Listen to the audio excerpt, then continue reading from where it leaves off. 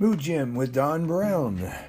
And we're into episode 13 of the Mood Gym.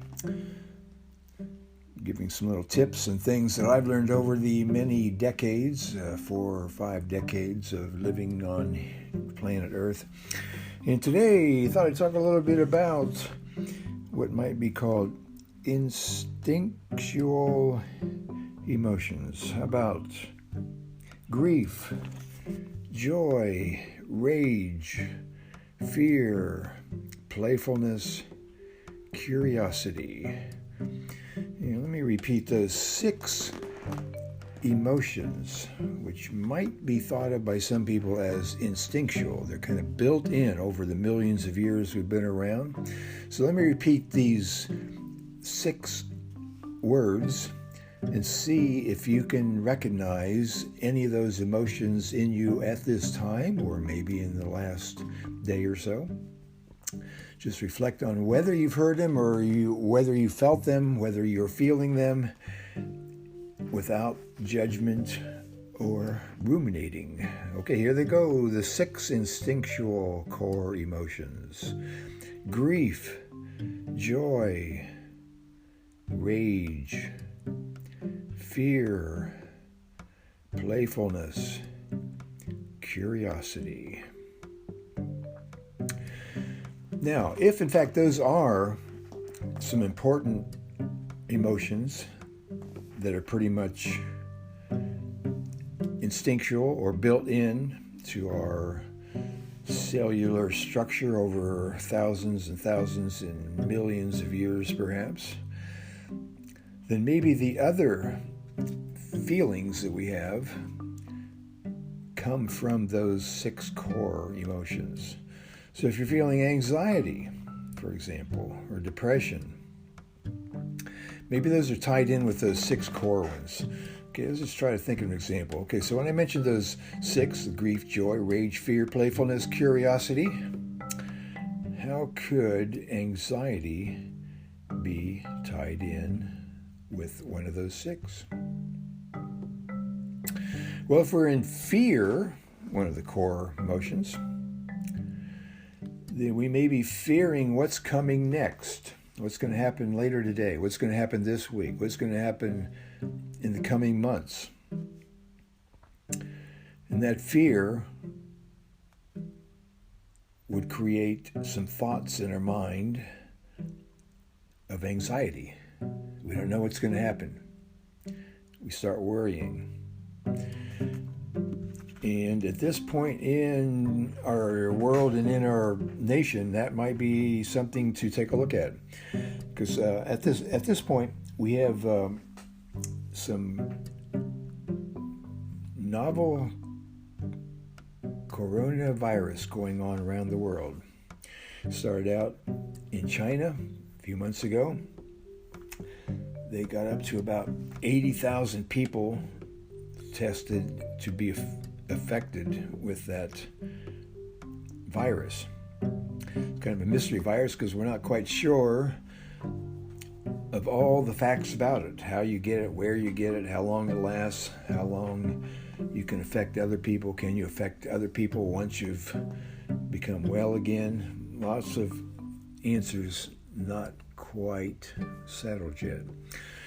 So if you're in China, you're in the Middle East, you're in South Korea, you're in Japan, you're in Italy, you certainly may legitimately have some fear, one of those core emotions. Okay, now what you do with that fear is where we're trying to use our mood gym to determine what's useful and what's not useful. Okay, so you have the fear, which is legitimate, because just like thousands of years ago, you might be out hunting and gathering grain or something, gathering flowers or whatever, and you hear a weird noise in the background. Sounds like a bear or a tiger or whatever. Well, you got to legitimately have that instinctual fear that keeps you alert to see how far away is that animal. Are they coming this way? Are they angry? So you legitimately have the fear that keeps the human beings as well as animals safe. Without the fear, you might be eaten, or at least damaged severely. Okay, so that's legitimate. Okay, now what do you do with that fear next? Okay. So say you got the neighboring tribe. They're sick. Everybody seems to be really, really sick. Well, you certainly have some fear of that. You might not want to get too close to them. You might move down the road a little farther away from them. So that's legitimate. Okay, now, should you let that turn into anxiety in our minds? And our anxiety probably comes from our thinking. We start using words, saying, "Oh boy, those are evil people. They've got the heebie-jeebies," or whatever. They've got something that they shouldn't have, and they must have done something bad to get sick like that. Oh, that animal! I know he's going to come and kill me. I just know it. Oh, that snake over there 15 yards away from me. I hear him going through the grass. I just know he's coming to bite me. That's where we start using our words and start using our thoughts and our minds, which leads into that idea of anxiety, that we're just anxious. We don't know what's going to happen. And we tell ourselves stories about what could happen, not necessarily what is usually going to happen or what's the probabilities of what's going to happen, but we usually think of the worst thing that can happen. Oh, we're going to get bit by a snake. Oh, we're going to be eaten by a tiger. Oh, our boss is going to fire us. Oh, we're going to get sick from that neighbor 3 doors down. So that turns into anxiety. Okay, so there's something we can think about is if we let our minds play with those instinctual emotions, we're probably going to be worse off because we start ruminating, we start thinking over and over all the negative things that can happen, even though those negative things are probably not going to happen. Okay, so in our current situation, we had 80,000 people in China that got very sick. They say now, we're not even sure of this, 80% of the people, 8 out of 10, had kind of mild flu-like symptoms. Then the other 20% had more severe symptoms and may have been entered into a hospital situation where the doctors and nurses could treat those symptoms. Now in China, about 2.5%, about 2 to 3 out of 100 actually died. Okay, now that was pretty widespread. Although in the big scheme of things, there's I believe 11 billion people. No, I'm sorry, 1.5 billion, I believe, in China. So 80,000 is not very many. But if you were in that epicenter, which is Wuhan, you'd be pretty scared because lots and lots of people in that particular city were getting sick. So it's all around you. But if you were out farther away from central China, the likelihood of you getting that would be way less. In fact, that's what's happened. Because of our global transportation network, you can hop on a plane and be anywhere in the world in a few hours. And that's exactly what happened. People would travel from that epicenter in Wuhan, go to Italy, go to South Korea, go to Japan, get on a cruise ship, maybe later go to the United States, later go to France. So just because of our global transportation network, people are slowly being scattered all over the world. But the greatest place of a chance of getting that disease was in central China. Okay, so if you were in central China, you'd have a legitimate fear. And you certainly, our mind is starting to play around with the idea that my neighbors are sick, or my cousin's sick, my uncle's sick. And so that gives you these feelings of anxiety, thinking that the worst that could happen is you're going to get it too. Well, not necessarily, because even though there was 80,000 people, you're not one of those necessarily. It's kind of like the lottery. Sure, you can win the lottery, but the odds are way against it. Okay, now the farther away you get from central China, then the odds are way, way less that you're going to get that. So still you can have some fear, But you want to be careful about playing around in your mind the worst things that can happen. So now in the United States, we have today, I believe it's somewhere in the 80s, 80 people that have been diagnosed with the disease. And we've had, I believe, 6 deaths, mainly, I think, in Washington State.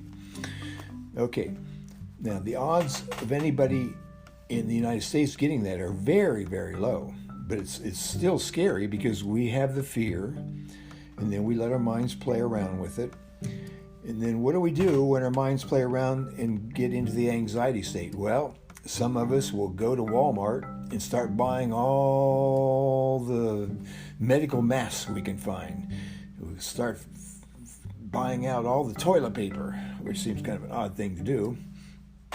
We start buying out water and food. And so the shelves start emptying out real fast. You go on Amazon and say, oh, I'm smarter than that. I'm going to go on Amazon. I can get all this stuff on Amazon.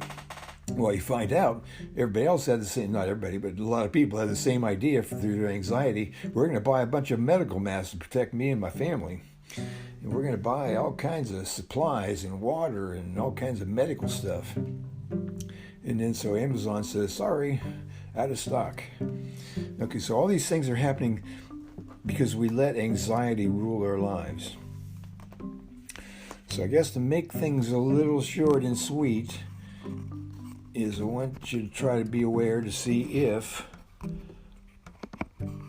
the ideas that I'm proposing make any sense to you. Now, they may or may not, but if they do, take a look at it and see what you want to do with those instinctual core emotions, the grief, joy, rage, fear, playfulness, curiosity, and see how they may or may not in your mind turn into all these other feelings that are a result of thinking, of using words to imagine the worst things that can happen.